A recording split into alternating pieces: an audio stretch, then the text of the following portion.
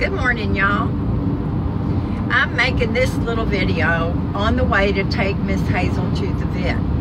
She was so excited and she was doing her typical whining because she wanted to go. But that's because she didn't know where she was going. What I'm going to talk to y'all about on this little trip is what I was doing around 1974. Now, between husband number 4 and number 5,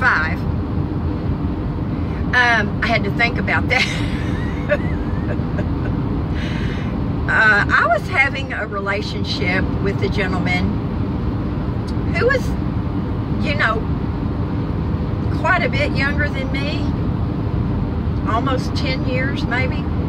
Now, y'all, most of my men in my life were younger than me, but I never sought out younger men. It just happened that way.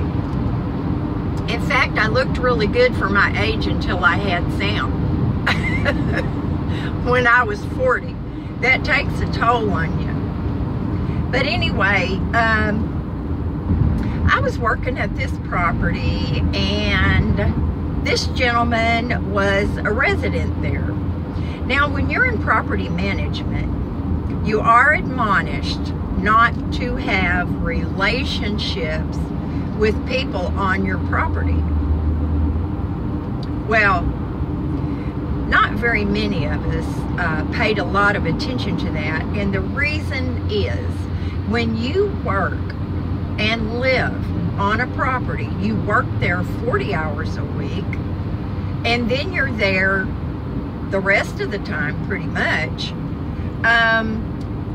They are the people that you are in contact with all the time. So anyway, this gentleman, he started stopping in my office, you know, sometimes when he would get off work, and we would just talk, and then he started flirting, and then we started doing some stuff together. A movie here and there, a bodybuilding show. He was a bodybuilder. I may show you a photo of him at some point. I will cover his head. So that's how it started out, just kind of a friendly thing. And then, of course, it moved on from there. Now, at that point in my life, I had not taken any birth control since my first son. I mean, I didn't even take any before him. So, let's see. Did I say 74? No. I meant 94. What I was doing around 94. So, I had gone almost 20 years with no birth control. Y'all will remember that when I was with husband number 4, we did all kinds of fertility drugs and treatments with no results. So therefore, I believe the specialist, you're not going to have any more children. I'm sorry. It broke my heart for a long time, y'all. But anyway, I finally was over that, getting on with my life. And so this relationship that I was having with this gentleman progressed, of course. And I knew, y'all, that this was just, and I know this is kind of shocking to people our age, but this was just a fling for me. I was heartbroken over my 4th divorce. Heartbroken, y'all, and pissed off. I didn't care about men. I was going to use them, just like I felt they used us. Now, no offense, guys.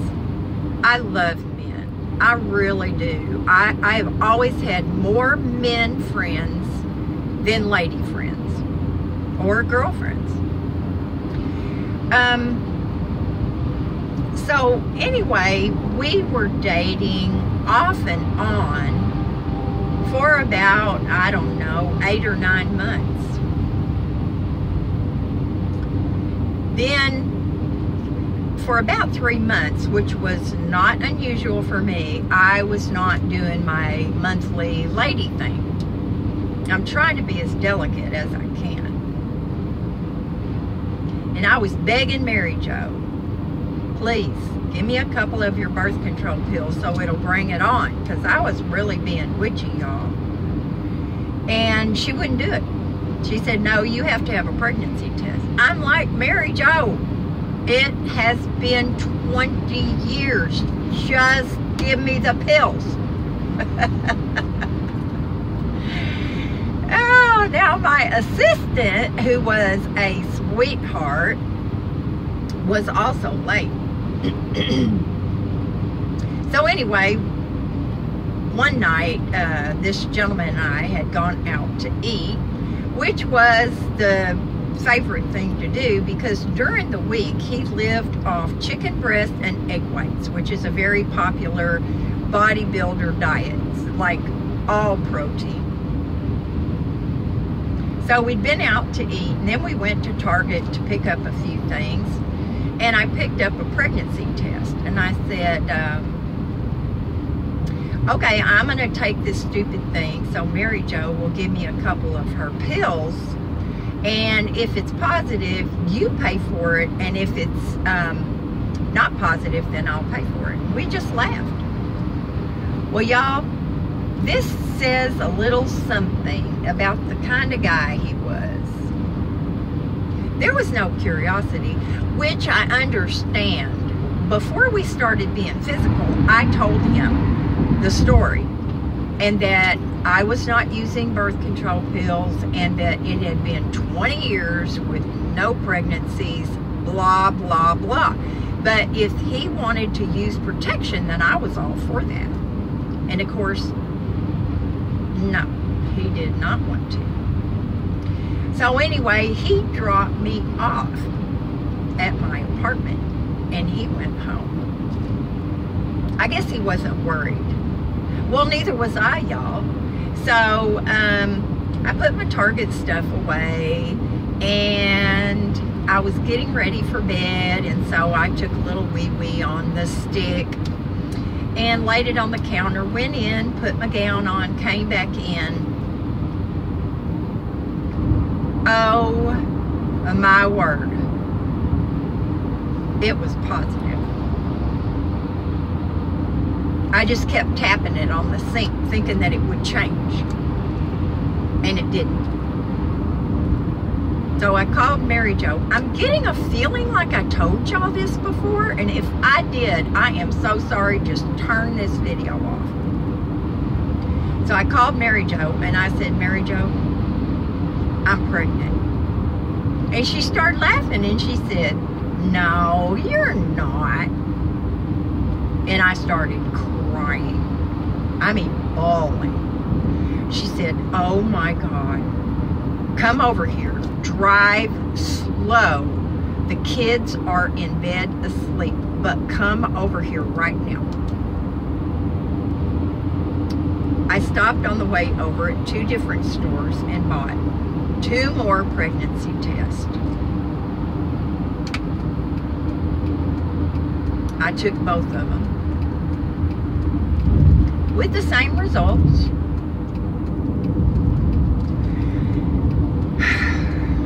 So we laid on her bed, laughing like hyenas and sobbing like somebody had just died. I was hysterical, y'all. I was 40 years old. I was single. I had gotten pregnant by a man that I would never consider marrying. He was what they called back in the day a booty call. Nothing serious in my life at all. He was a dog, y'all. He was just a dog. And I knew that, and I didn't care, because I did not have any deep feelings for this person. Well, finally about 3 o'clock, I was going home, and I thought, well, I have to tell him because I see him all the time. He's gonna notice it. I did think about not telling him, but like I said, he would have seen it, he would have known. I was monogamous whether he was or not. So I stopped by his apartment, and I went in, and he had been asleep, and I sat down on the side of the bed, and I said, well, I need to tell you that the pregnancy test was positive. He shot up in bed, wide awake. He said, "You are kidding me." And I said, "I wish I was."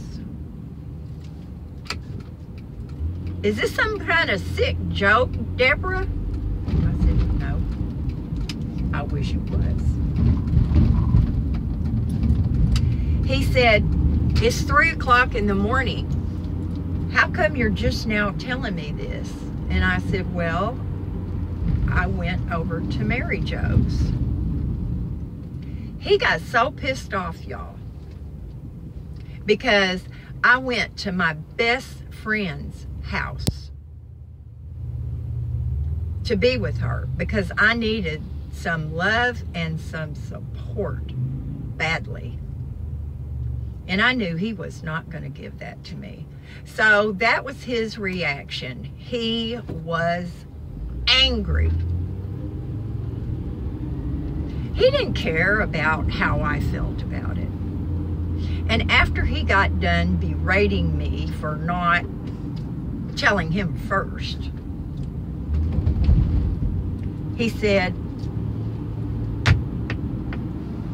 "You have to get an abortion." And I just looked at him. Now, abortion went through my mind for one split second, y'all. I was raised in the 50s, 60s, and 70s. That was not something you did. We didn't call babies fetuses back then. They were babies. And I could have no more killed that baby than kill myself. So for, I don't know, the next 3 months, he would come to my office almost on a daily basis. And you could tell when he was driving into my property. I had moved since and taken over another property, which was around the corner from the one where we met, and he was still living. So anyway, he would come to my office, and you could tell he was on the property because he had in his vehicle, the whole back seat was speakers.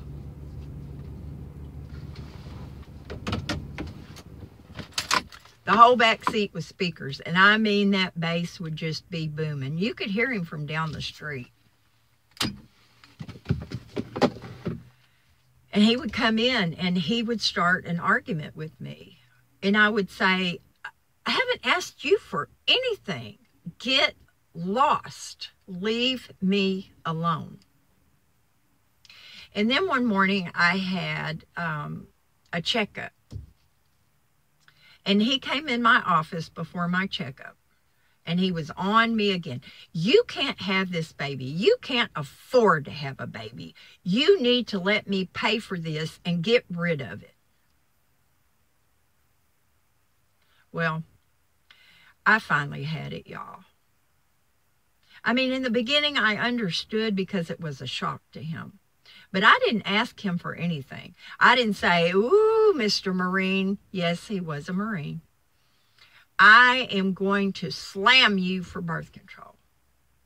I'm going to report this to your CO because you're not being supportive." I didn't say anything like that. I didn't think anything like that. I just wanted him gone. Well, that morning I went to my doctor's appointment, and for the first time and the last time, my blood pressure was really high. And it was his fault. I'm going to tell you, it was his fault. So anyway, the next day when he came to my office, I said, wait just a minute. I have something to tell you. I think he was kind of excited. I think he thought I was going to tell him that I would have an abortion. By then, it was too late, y'all. But he was stupid. He didn't know. He didn't care. If I'd have been 6 months, he would have been all for it. He wouldn't have cared. He wouldn't have cared about the baby. He wouldn't have cared about what it could do to me. That's the kind of person he was. Totally narcissistic. Totally. Now, I don't want to say that all bodybuilders are like that, but we have to face the fact that they are hyper-focused on themselves. What they eat, how much they work out, how they look. Now, he, by then, the Marine Corps encouraged him to work out, and they gave him a lot of time off his regular duties to do that. And he won a lot of bodybuilding contests. He was Mr. Hawaii twice.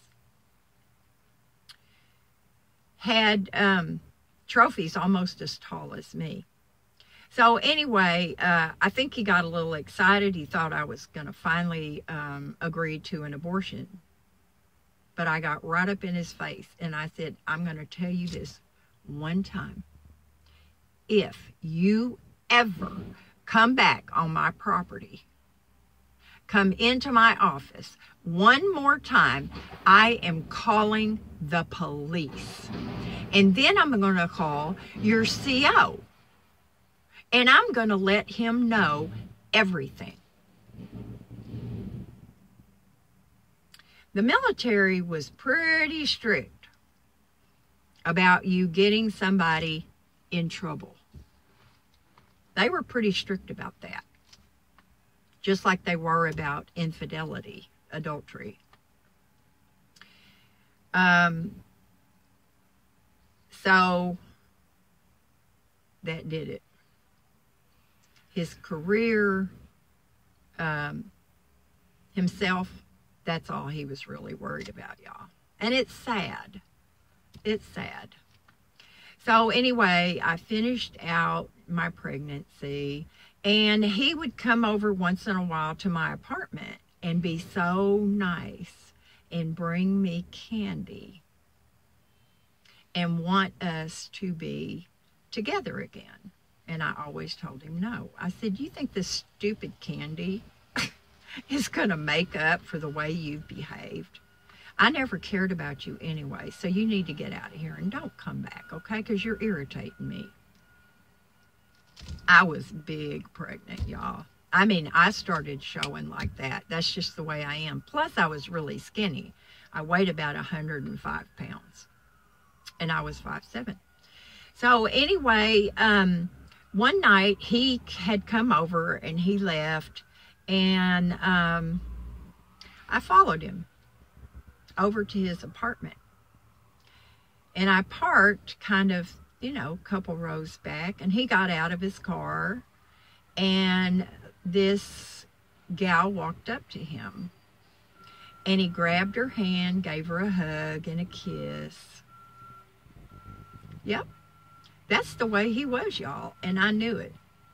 So anyway, long story short, this man was barely ever in his child's life. I gave him the opportunity to come and be there when he was born.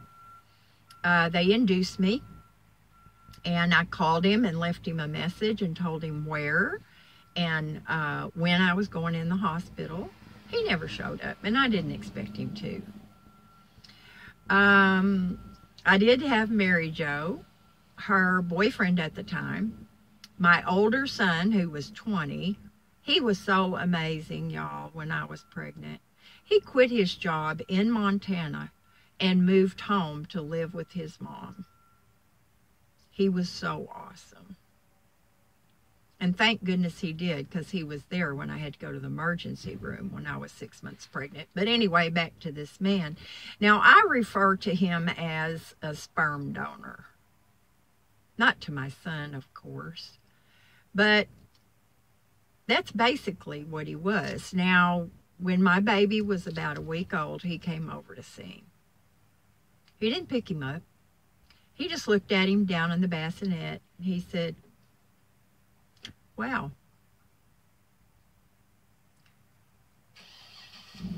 he's so beautiful.